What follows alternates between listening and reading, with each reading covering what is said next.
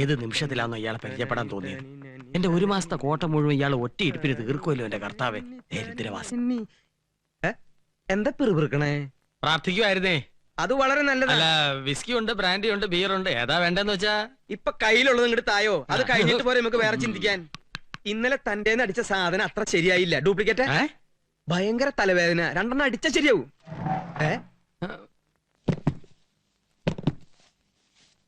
എന്താ ഒരു ശബ്ദം?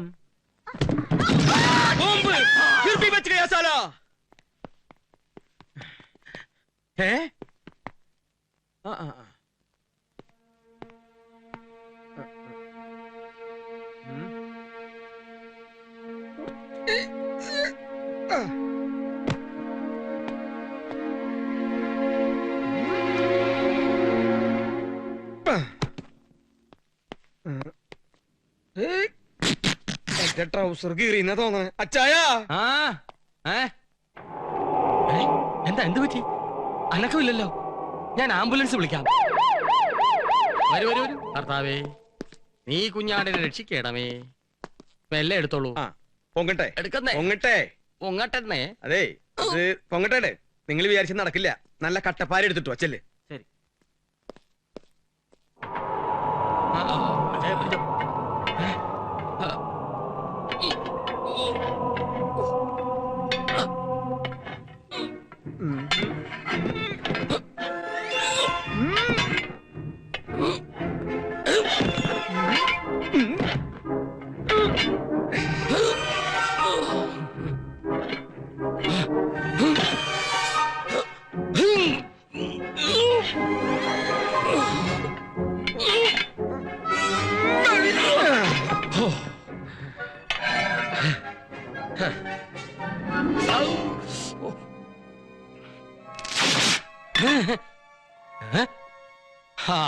ഇനി ക്രെയിൻ വേണ്ടി വരും. വേറെ ഇരുമ്പ് സ്ട്രെച്ച് കൊണ്ടുപോടാ. കൊണ്ടുവരുന്നു. നിക്ക്, ഇത് അങ്ങനൊന്നും ശരിയാവത്തില്ല. ആഹാ.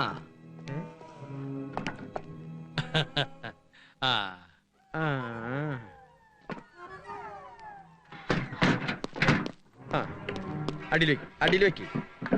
അങ്ങനെ പോട്ടെ. തലക്കടി വെച്ചല്ലോ. ഇനി ഇത് നടുവിന്. ഇത് മുട്ടിനടിയിൽ.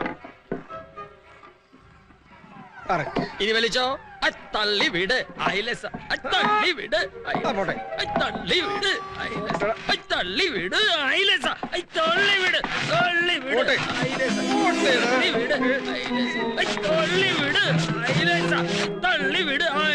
തള്ളി വിട്. തള്ളി വിട്. ഈ ലോഡിന് താഴ്ത്തിക്ക് എത്തിക്കണമെങ്കിൽ വടം തന്നെ വേണം.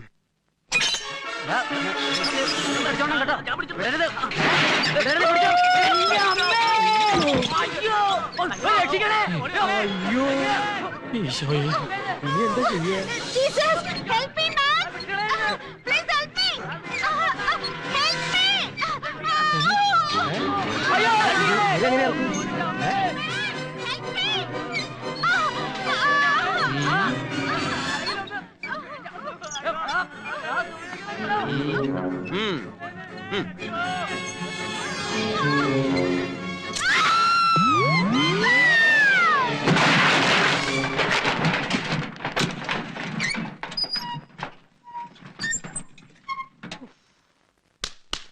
Hello friends, I am all right.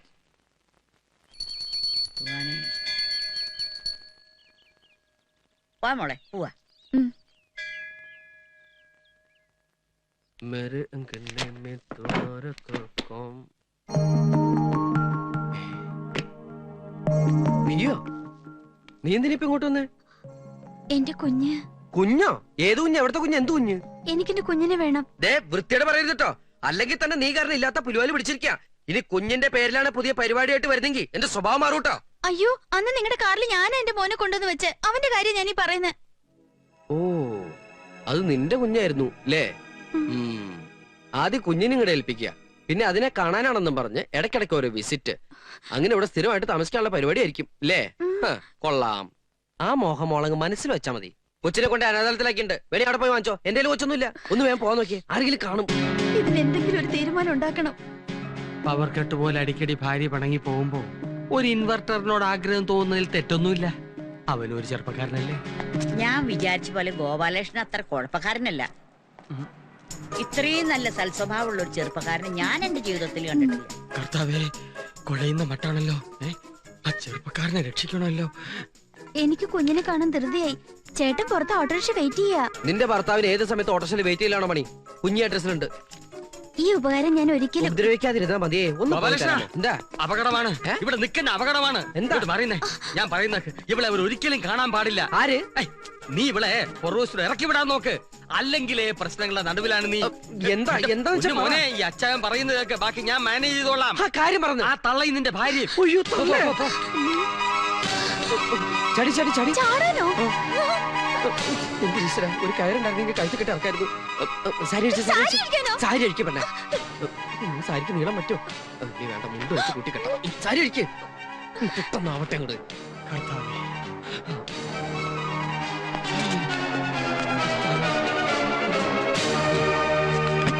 മാറ്. അല്ല, ഇയാളെന്തെങ്കിലും ഡാൻസ് ചെയ്യുന്ന മാറോ?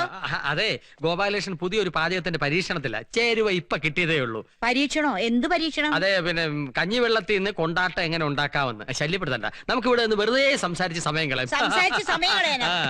മാറ അങ്ങോട്ട് വായി നോക്കി. എടാ, എന്റെ വീട്ടുകാരൻ നിന്റെ സമ്മതം വേണം. അങ്ങോട്ട്. ഈശോയെ, ആന്റി, അമ്മച്ചി, കൊണ്ടാട്ടോ.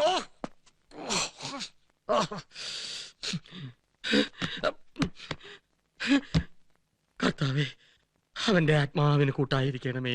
ആരും കാണാതെ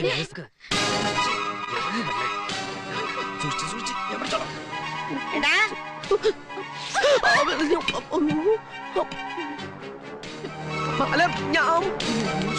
മുത്തശ്ശി മുത്തശ്ശി വിചാരിക്കുന്ന പോലെ ഒന്നുമില്ല. കൈയെടുക്കടാ. മിണ്ടി പോരുത് വൃത്തികെട്ടവനെ. നിന്നെ പറ്റി ഇവള് പറയുന്നതൊക്കെ സത്യമാണെന്ന് എനിക്ക് ഇപ്പഴാ മനസ്സിലായത്. മുത്തശ്ശി, ഞാൻ പറയുന്ന അയ്യേ, ഇങ്ങനെ നോക്കരുത്. നാനുണ്ടോടാ നിനക്ക്? കുറച്ച്. ഇവളെ ഉള്ളപ്പോഴേ നിന്റെ സ്വഭാവം ഇങ്ങനെ. അപ്പൊ അവൾ ഇല്ലാത്തപ്പോ എന്തായിരിക്കും നിന്റെ സ്ഥിതി? മുത്തശ്ശനൊന്ന് വിശ്വസിക്കൂ. രാധികെ, നീങ്കിലും എന്നെ ഒന്ന് വിശ്വസിക്കൂ. ഞാൻ എപ്പോഴും വെർജിനാണ്, പ്രോമിസ്. അതിനിടെ ഞാൻ പറഞ്ഞു നീ വൃത്തികെട്ടവനാണെന്ന്. പോവാ മോളെ, ഒരു നിവർജ്യം വന്നിരിക്കുന്നു.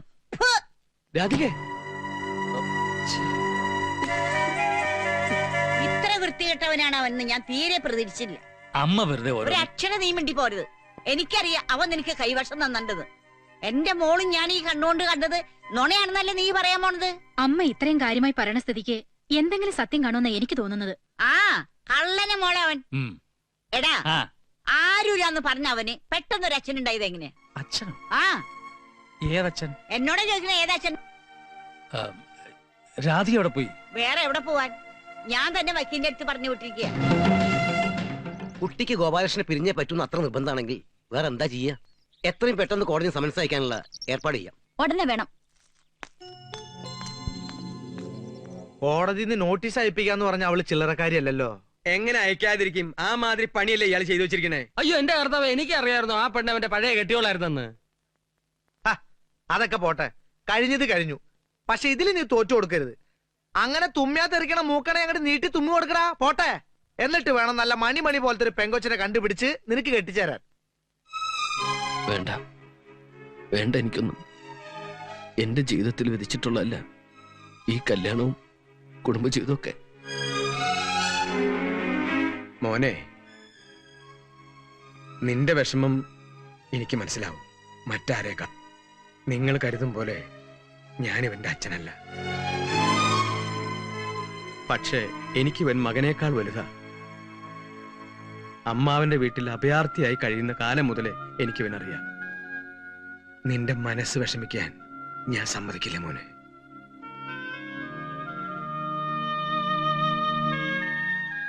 നീ ധൈര്യമായിട്ടിരിക്കേ. ഞാൻ ഇന്ന് പോയി ജോലിക്ക് ജോയിൻ ചെയ്തില്ലെങ്കിൽ ഇവന്റെ പണി പോവും. ഇത്രയും നാൾ കാണാതായപ്പോ എന്നെ കൊണ്ടുപോകാൻ വേണ്ടി വന്നതാ. പക്ഷെ ഞാൻ ഉടനെ തിരിച്ചു വരും നിന്നെ ഇവിടുന്ന് കൊണ്ടുപോവാൻ എന്റെ കൂടെ. അതിനു മുമ്പ് നീ കോടതി പോണം. എന്നിട്ട് അവിടെ പറയണം തന്നിഷ്ടക്കാരിയായ ഒരു പെണ്ണിന്റെ കൂടെ ജീവിക്കുന്നതിലും ഭേദം വിവാഹമോചനമാണെന്ന്.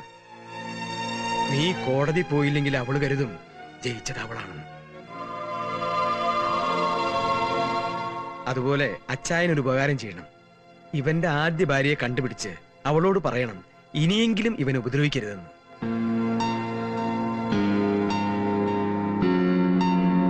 ഒരു ദിവസം സവാരിക്കായി ഓട്ടോ എടുത്തു പോയതാ. വഴിയിൽ നിന്ന് കയറി ഏതോ ഒരുത്തന്റെ കയ്യിൽ എന്തോ മയക്കുമരുന്നുണ്ടായിരുന്നു. പോലീസ് അകത്താക്കിയത് എന്നെയാ. ഇവളെ ഒന്ന് അറിയിക്കാനുള്ള സന്മനസ് പോലും പോലീസ് കാണിച്ചില്ല. സ്റ്റേഷനിൽ നേരെ കോടതി, അവിടുന്ന് ജയിൽ. പിന്നീട് വളരെ കഴിഞ്ഞാണ് ഞാൻ എവിടെയാണെന്ന് ഇവക്ക് പോലും മനസ്സിലായത്. അവസാനം ഓട്ടോ സ്റ്റാൻഡിലെ ചില സുഹൃത്തുക്കളുടെ സഹായത്തോടെയാണ് പുറത്തിറങ്ങിയത്. എനിക്കിവളെ തിരിച്ചു തന്ന നല്ല മനുഷ്യന് ഗോപാലകൃഷ്ണൻ. പക്ഷെ അവന്റെ ജീവിതം ഇപ്പൊ നശിച്ചു.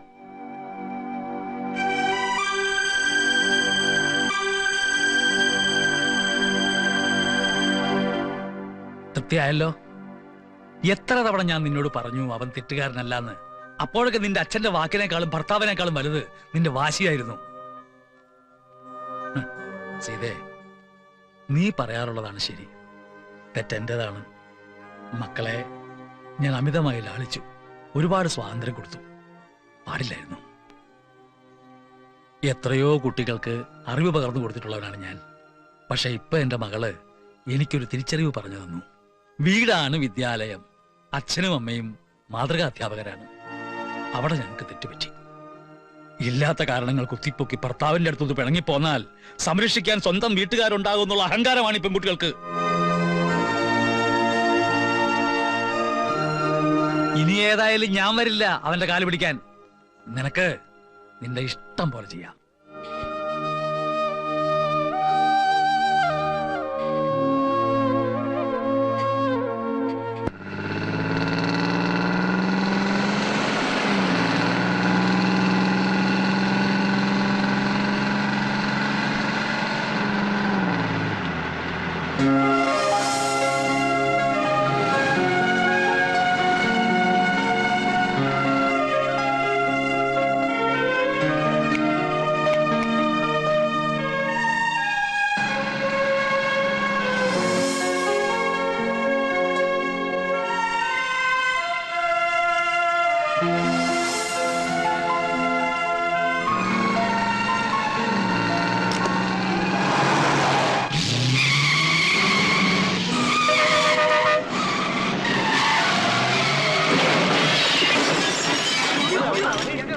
ഡ്രൈവർ കാഞ്ഞെന്നാ തോന്നണേ.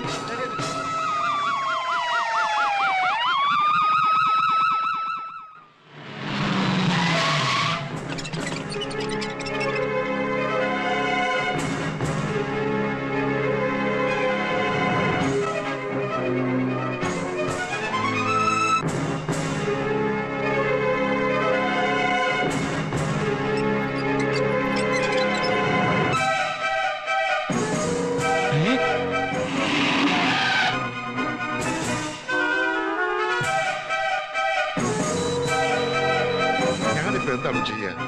വൈഫിനെ ലേബർ റൂമിലേക്ക് കൊണ്ടുപോയിരിക്കുക. എങ്ങനെ ഇവിടുന്ന് മാറി നിൽക്കാൻ നോക്കും?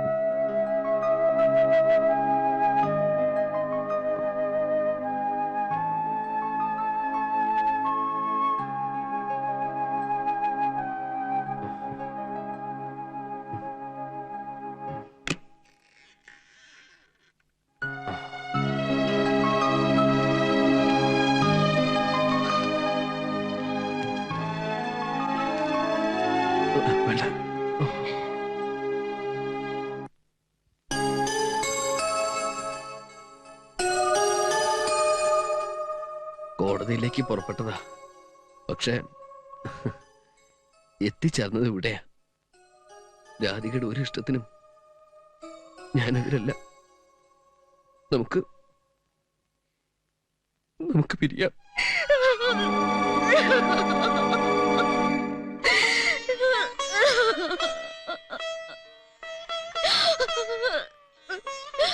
മോളെ വേണ്ടമ്മേ, കരയട്ടെ. അവിടെ കണ്ണീര് കൊണ്ട് ഈ കാല് കഴുകിട്ടെങ്കിലും പാപം മുഴുവൻ തീരട്ടെ.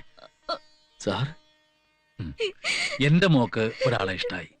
ഇഷ്ടക്കേട് തോന്നിയപ്പോ പിരിയാനും തീരുമാനിച്ചു. ഇപ്പോ എന്റെ മോക്ക് വേണ്ടി ഞാനൊരാളെ കണ്ടു. ഇതിനും ഇവരൊക്കെ തന്നെയാണ് സാക്ഷികൾ. മോളെ,